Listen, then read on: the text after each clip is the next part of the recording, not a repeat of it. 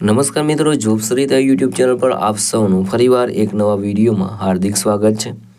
મિત્રો, આજે આપણે વિડીયોમાં જોવાના છીએ એસબીઆઈ બેંક દ્વારા જે નવી ભરતીની જાહેરાત કરવામાં આવી છે તેના વિશે। મિત્રો, આ ભરતીમાં એજ્યુકેશન ક્વોલિફિકેશન છે તે ગ્રેજ્યુએટ માંગવામાં આવ્યું છે। જેમની પાસે ગ્રેજ્યુએશન કમ્પ્લીટ છે તે બધા કેન્ડિડેટ આ ભરતી માટે એપ્લાય કરી શકે છે અને પગાર મેળવી શકે છે 55,000ની આસપાસ સુધી। આ ભરતી માટે ભાઈઓ અને બહેનો બધા એપ્લાય કરી શકે છે જેમની ઉંમર 18 વર્ષથી લઈને 40 વર્ષ સુધીની હોય।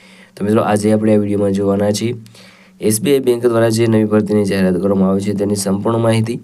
જો તમને આ વિડીયો પસંદ આવે તો વિડીયો લાઇક કરજો, શેર કરજો અને આ ચેનલ પર પહેલી વખત આવ્યા હોય તો ચેનલ સબસ્ક્રાઈબ કરી લેજો જેથી આવનાર નવા વિડીયોની માહિતી આપ સુધી પહોંચી શકે। તો આપણે જઈશું એસબીઆઈ બેંક દ્વારા જે નવી ભરતીની જાહેરાત કરવામાં આવી છે તેની ડિટેલ ઉપર અને સંપૂર્ણ માહિતી મેળવીએ। તો મિત્રો, આપણે આવીએ છીએ એસબીઆઈ બેંક દ્વારા જે નવી ભરતીની જાહેરાત કરવામાં આવી છે તેની ડિટેલ ઉપર। અને વેકેન્સીનું નામ છે એસબીઆઈ બેંક વેકેન્સી 2025-26। ઓર્ગેનાઇઝેશનનું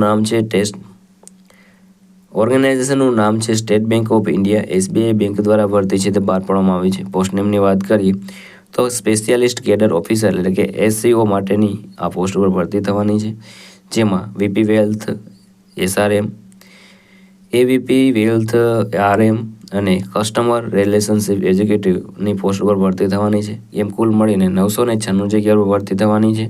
ખૂબ મોટી ભરતી છે તો એપ્લાય જરૂર કરી દેજો। આ ભરતી માટે એપ્લાય તમારે ઓનલાઈન કરવાનું રહેશે। એવું કહીને એપ્લાય કોણ એપ્લાય કરી શકે છે તો ઓલ ઇન્ડિયાના મેલ અને ફિમેલ બધા ભરતી માટે એપ્લાય કરી શકે છે। સેલેરીની વાત કરીએ તો સેલેરી તમને 55,000થી સ્ટાર્ટિંગ પગાર મળવાપાત્ર રહેશે। એજ લિમિટની વાત કરીએ તો મેક્સિમમ તમે 42 વર્ષ સુધી એપ્લાય કરી શકો છો, એટલે કે 18 વર્ષથી લઈને 42 વર્ષ સુધીના કેન્ડિડેટ આ ભરતી માટે એપ્લાય કરી શકે છે।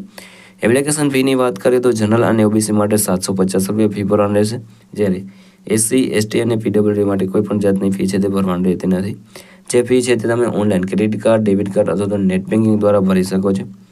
સિલેક્શન પ્રોસેસની વાત કરીએ તો પહેલાં તમારું શોર્ટ લિસ્ટિંગ થશે, ત્યારબાદ ઇન્ટરવ્યૂ લેવામાં આવશે, મેરિટ લિસ્ટ બહાર પાડવામાં આવશે, ત્યારબાદ ડોક્યુમેન્ટ વેરિફિકેશન કરી અને તમને જોબ મળશે।